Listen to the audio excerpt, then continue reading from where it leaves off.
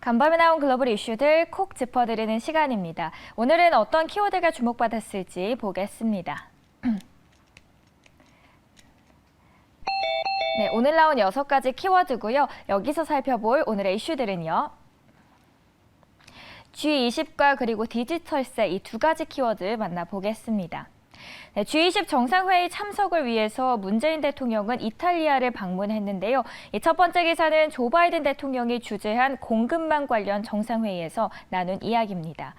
격화하는 미중 기술 패권 경쟁 속에 한국은 이른바 샌드위치와 같은 상황에 놓이면서 아슬아슬한 줄타기를 이어가고 있습니다.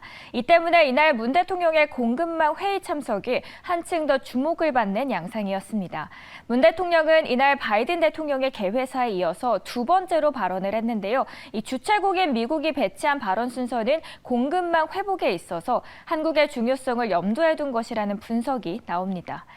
문 대통령은 글로벌 물류 대란은 세계 경제의 최대 불안 요인으로 떠오르고 있다면서 공동 대응해야 한다고 했습니다. 이 동맹국들이 협력해 안정을 이뤄내야 한다는 바이든 대통령의 구상에 주파수를 맞춘 듯한 발언으로 보입니다.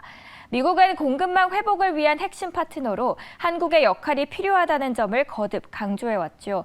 한국 기업들의 적극적인 참여를 독려하는 모습을 보였는데요. 지난 5월에도 보면 삼성전자, SK이노베이션 등 반도체, 배터리, 자동차 기업이 약 44조 원에 이르는 미국 신규 투자 계획을 발표한 것도 이런 흐름의 연장선이었습니다. 블룸버그에서는 투자에 대한 인센티브 확보 등이 이뤄진다면 기업 입장에서도 시장을 넓히는 발판이 될 수 있다는 분석도 나오고 있습니다. 한편 CNN에서는 미국의 움직임은 사실상 대중 견제를 위한 행보를 볼 수 있다는 점에서 상황은 그리 간단하지 않다고 분석했습니다. 미국이 말하는 안정적인 공급망은 곧 중국에 의존하지 않는 것으로 해석되기 때문입니다. 이날 공급망 회의의 경우 어느 국가가 참석하는지나 구체적인 논의 내용에 시선이 집중되는 배경에는 미중 간 첨예한 경쟁 구도가 자리하고 있는 셈이라고 보고 있습니다. 네, 이번에는 G20 정상회의들이 또 글로벌 최저 법인세율을 승인했다는 내용입니다. G20 정상회의 개막 세션에서 각국이 일정 기준을 충족하는 기업들에는 최소한 15% 법인세율을 물리도록 하는 OECD 방안을 승인했습니다. 이번 최저 법인세율안은 2가지가 핵심적입니다. 우선 다국적 기업들의 이윤에 대해 최소 15% 법인세를 걷어들이는 것이고요. 두 번째는 세금을 누가 가둬뒀냐는 것입니다. 이 본사가 어디이건 해당 국가의 건물이 있건 없건 기업이 이윤을 낸 곳에서 세금을 내도록 했습니다. 각국별로 자기 나라에서 다국적 기업이 벌어들인 이윤을 세금을 물릴 수 있도록 한 것이죠. 월스트리트 저널은 최저 법인세율 합의로 가장 큰 혜택을 볼 나라들이 선진국이라고 평가했습니다.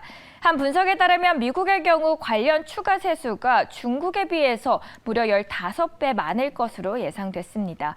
개도국들이 가져가는 몫은 매우 미미할 전망이죠.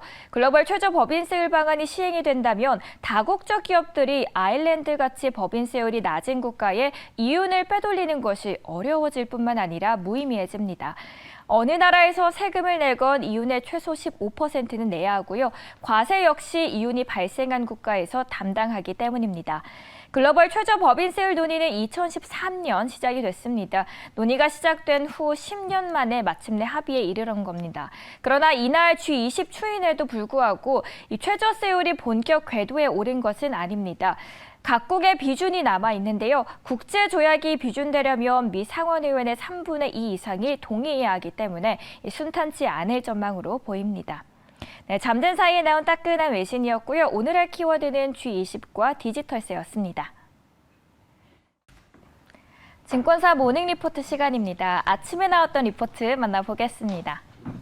먼저 NH투자증권에서는 한국항공우주에 관한 리포트를 냈는데요. 이 수요 환경의 개선이 확인됐다는 제목을 뽑았습니다. 리포트로 만나보시죠.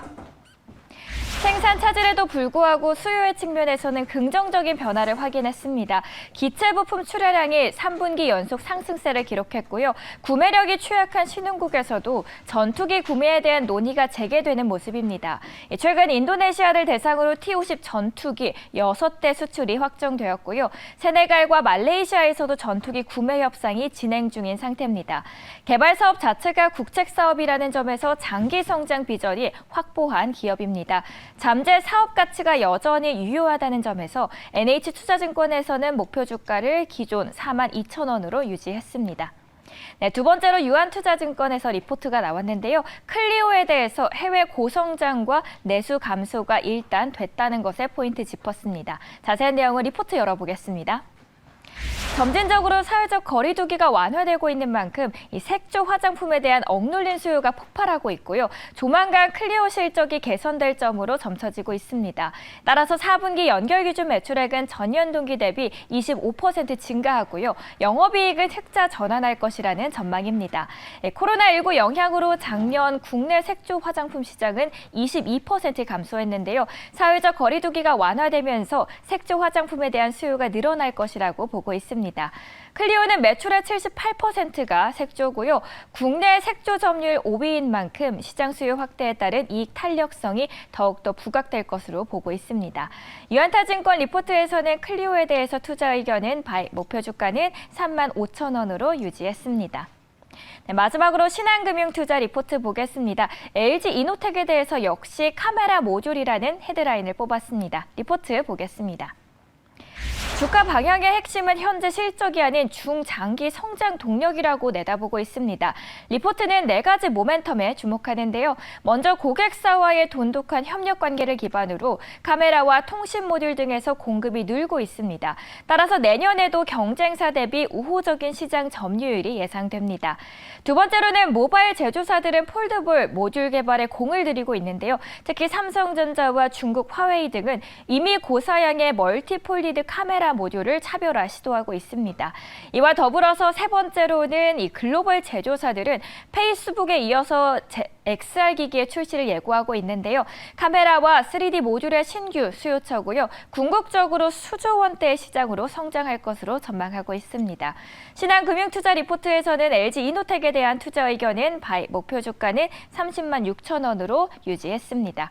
네, 지금까지 모닝 증권사 리포트 만나보셨고요. 투자 의견 참고하시면서 더욱더 많은 수익 나시길 바라겠습니다. 수급 탑5 시간입니다. 코스피 지수가 3,000비 아래로 내려왔죠. 글로벌 공급망 차질 우려가 부각되면서 장중 외국인과 기관 투자자가 순매도 규모를 늘리면서 지수 하락으로 이어졌는데요. 수급별로는 외국인이 8,059억 원 순매도의 증시를 압박했고요. 기관도 4,761억 원을 팔았습니다. 먼저 외국인들의 러브콜을 받은 주인공 5위부터 만나보시죠. 카카오가 115억 원 순매수세를 받았습니다. 4위는 LG화학, 3위는 HMM, 2위에는 SKC가 순위를 메웠습니다. 그리고 삼성 SDI가 1위를 차지했습니다. 2위에 있는 SKC는 미국 조지아주의 반도체 패키징용 기판 공장을 선설합니다. 총 936억 원을 투자하기로 했고요. 이번 반도체 기판은 반도체 패키징 분야에서 주목받는 소재라는 점에서 성장성이 기대됩니다. 5위에 있는 카카오는 미국의 NFT 유망 스타트업이죠. 이 슈퍼플라스틱에 투자한 것으로 확인이 됐는데요. 슈퍼플라스틱은 카카오 외 구글벤처스, 갤럭시 디지털 등이 투자했고요. 저스틴 팀벌레이크 등 할리우드 배우도 이 회사에 투자해서 화제를 모으기도 했습니다. 카카오는 급성장하고 있는 세계 NFT 시장에서 또 함께 카카오가 새로운 사업 기회를 잡으려는 것으로 풀이됩니다. 네, 외국인이 사들인 코스닥 시장도 보겠습니다.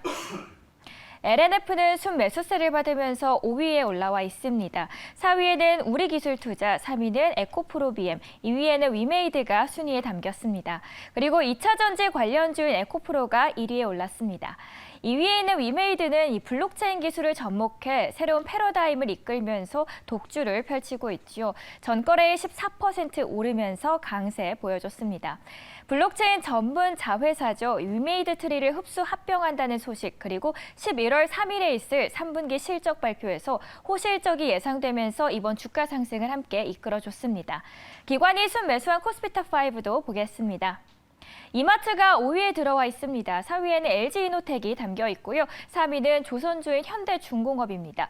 2위는 카카오뱅크가 순매수세를 받았고요. 1위에는 SKC가 기관의 관심을 차지해줬습니다. 5위에 있는 이마트는 또 공정거래위원회가 이마트의 이베이 코리아 지분 80%를 인수를 승인하면서 이베이 코리아 인수가 확정이 됐는데요. 연내 인수 절차가 완료될 것으로 보이고요. 인수 절차가 마무리되면 또 신세계그룹의 국내 온라인 쇼핑 시장의 점유율은 네이버 쇼핑과 쿠팡과 함께 3강 체제를 공고히 하게 될 것으로 전망됩니다. 네, 코스닥 시장의 탑5도 보겠습니다.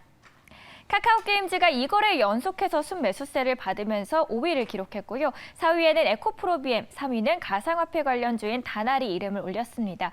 그리고 아프리카TV와 에코프로 HN이 1, 2위에 들어와 있습니다. 5위는 카카오게임즈는 글로벌 기업으로 거듭나기 위해서 경영체계를 개편한다는 소식에 강세 보여줬습니다. 그리고 2위에 있는 아프리카TV는 이날 3분기 호실적이 발표되면서 주가에 긍정적인 영향을 주면서 9%대 오르며 상승 마감하는 흐름 보였습니다. 네, 지금까지 수급 탑5였고요. 더 자세한 외국인과 기관의 수급 동향도 점검해 보시죠. 엠빈골드 매니저들의 종목 짚어드리는 골드 더 베스트 시간입니다. 개장 전에 주목해볼 만한 8가지 종목들 소개해드리겠습니다. 먼저 첫 번째 종목은 이창원 매니저의 예스디 바이오센서 보고 있습니다. 위드 코로나가 시작되면서 오히려 진단키트에 대한 수요가 더욱더 늘어날 것으로 보면서 역발상으로 자가 진단키트를 공급하고 있는 회사에 주목하고 있습니다. 종가는 45,800원이고요. 목표가 48,000원 터치하길 기대해 보겠습니다. 아진산업은 김준호 매니저의 관심주입니다. 기아차의 미국 법인 외주 업체고요. 중국 전력난으로 인해서 마그네슘 대란 소식에 또 마그네슘 원천 기술을 또 확보하고 있는 이 기업에 주목하고 있습니다. 아진산업은 전날 3,535원에 마감했습니다. 목표가 4,000원 제시해 주셨습니다. 해성 DS는 한균수 매니저의 관심주로 등록되어 있습니다. DDR4에서 5 전환 수혜주로 묶여 있고요. 또 차량용 반도체 부품 매출이 크게 늘어나면서 앞으로 사상 최대 실적이 기대된다는 점에서 주목하고 있습니다. 해성 DS는 종가 43,500원, 목표가 5만 원 터치하길 바라보겠습니다. 예스티는 최현덕 매니저의 관심주입니다. 자회사 예스파워테크닉스가 실리콘 카바이드링 전력 반도체 설계에 있어서 국내 1위를 차지하고 있고요. 전기차 시장이 빠르게 성장하면서 앞으로 더욱더 성장성이 부각되고 있습니다. 예스티는 종가 14,500원이고요. 목표가 16,500원 제시해 주셨습니다. CIS는 정석일 매니저가 보고 있는 회사입니다. 테슬라가 LFP 배터리를 사용할 계획이라고 밝히면서 관련주로 묶여 있고요. 또 리비안에도 배터리 장비를 공급하고 있다는 점에서 리비아 수혜주로도 묶여 있는 기업입니다. CIS는 종가 18,350원, 목표가는 22,500원 제시해 주셨습니다. 원익 QNC는 황대현 매니저가 보고 있습니다. 삼성전자의 설비 투자 소식에 수혜주로 묶여 있고요. 해외로는 대만 쿼츠 법인 매출이 증가하면서 이 개선세가 나타나고 있습니다. 원익 QNC는 종가 25,150원, 목표가는 28,000원 제시했습니다. MBC는 고강현 매니저가 보고 있습니다. 디지털 광고 시장의 성장과 함께 이익이 증가하고 있고요. 해외 직구를 담당하고 있는 자회사 모멘텀도 점차 강화되고 있습니다. MBC는 종가 4,600원이고요. 목표가는 5,150원 보고 있습니다. 마지막으로는 GMB 코리아 신광섭 매니저의 관심주로 담았습니다. 수소차의 전동식 워터펌프 사업을 하고 있고요. UN 기후변화 협약 수혜주 기대감으로 함께 묶여있는 기업입니다. GMB 코리아는 종가 6,450원, 목표가는 7,500원 제시했습니다. 지금까지 8가지 종목들과 회사 모멘텀들 살펴보셨고요. 개장 전에 참고해보시면 좋을 것 같습니다. 이어지는 올림픽 시간도 함께해 주시죠. 안녕하세요. 히든카드의 박지원입니다. 그리고 숨은 종목 쏙쏙 찾아주시는 박준남 매니저 함께하고 있습니다. 매니저님 안녕하세요. 안녕하세요. 네, 이제 확실히 가을이 찾아온 것 같습니다. 주말에 이 돌담길을 걷다 보니까 또 나무들이 빨갛게 물들었더라고요. 근데 앞서서 히든카드에서 소개해 주신 종목들이 또 계절을 빨갛게 물들여주고 있습니다. 먼저 OLED 관련해서 이녹스 소개해 주셨거든요. 10월 22일 날 매수를 했는데 장중에 무려 9% 수익을 달성했습니다. 이 종목 먼저 리뷰하면서 시작을 해볼게요. 네, 네, 그리고 이녹스 다음에 게임주도 볼게요. 웹젠이 오늘도 상승 탄력 보여주고 있는데 매수 후에 장중에 무려 16% 수익 달성했거든요. 이 종목도 리뷰 부탁드릴게요. 네, 웹진 맞습니다. 밑에서 잡으니까 예. 이 정도면 또 자랑하셔도 되죠. 그리고 게임주 보면서 한 종목 더 보고 갈게요. M게임도 앞서서 말씀해 주셨거든요. 네. 지금 상승 탄력 보여주면서 10%까지도 상승 흐름 보여주고 예, 있는데 뭐 M게임 급등하고 있네요. 대단하네요. 네, 지금 20% 엄청 좀. 네, M게임 진짜 대박입니다라고 댓글 누가 남겨주셨네요. 진짜 11월에 첫 거래일이고 또 가을도 다가왔는데 우리 시청자분들의 계좌도 빨갛게 오늘도 물들여 주실 거죠? 당연하죠. 네, 그러면 네. 아까 앞서서 저한테 오늘 대박 종목 하나 들고 왔다고 말씀해 주셨잖아요. 예, 대박 종목이 오늘 하나 준비가 되어 있습니다. 오늘 종목의 히든 키워드 어떤 네. 거 들고 오셨을까요? 키워드는요, 리비안입니다. 리비안 들고 네. 오셨습니다. 아무래도 리비안이 11월에 상장을 앞두고 있고 지금 11월인 만큼 그 모멘텀이랑 또 그 시너지가 대단할 것 그죠? 같은데. 이제 11월 달 뉴욕 증권 거래소에 이제 상장이 되죠. 그렇죠. 관련주들 중에 많이 간 거 말고 진짜 숨은 버섯 준비해봤는데요. 리비안이 이제 기업 가치가 한 뭐 100조 가까이 되잖아요. 한 95 정도 되는데 뭐 아마존에서도 투자하고 GM에서도 투자하고 글로벌 자동차 완성체 기업들이 투자하고 있습니다. 그래서 테슬라에 필적할 만한 기업 우리가 기대 안 해볼 수가 없죠. 사실 테슬라도 상장할 지 얼마 안 됐습니다. 네. 예, 그게 그냥 훌쩍 하다 보니까 뭐 천슬라 넘어왔을 뿐이죠. 그래서 리비안 테슬라를 이길지 뭐 시청에 들어갈지 모르겠지만 네. 하여튼간 시장의 주도주는 확실한 것 같습니다. 네. 그럼 어떤 종목일까요? 그 대박 종목이. 네, 또 공개를 해야 되겠죠. 네. 종목명은요 대박 종목 PHA라는 종목입니다. PHA 들고 오셨습니다. 현대차에도 부품을 공급하고 있는 회사로 알고 있거든요. 오브 코러스입니다. 어. 제네시스, 뭐 현대차, 기아차 네. 당연히 납품하고 있는 거고요.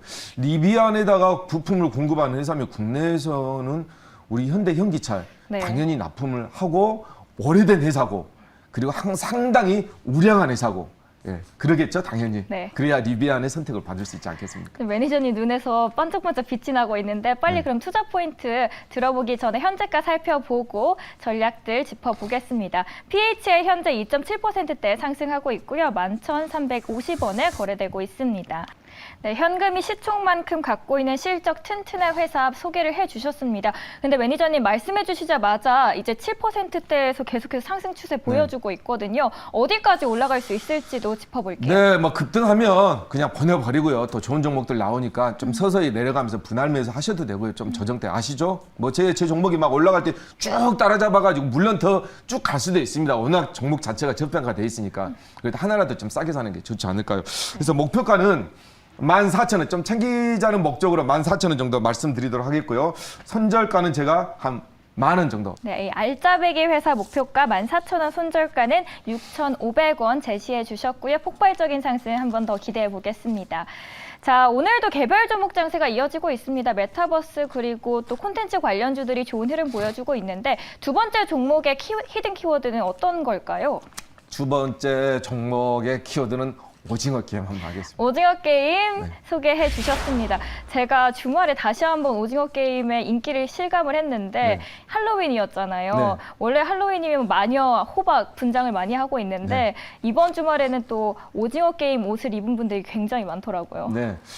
좀 잔인한 부분, 오징어 게임 저도 봤습니다. 네. 근데 좀 잔인한 부분이 있는데 시대를 정확히 반영을 했다. 저는 그렇게 보시면 되게 현대사회가 지금 경쟁률이 엄청 치열하잖아요. 네. 그죠? 빈부격차는 커지고.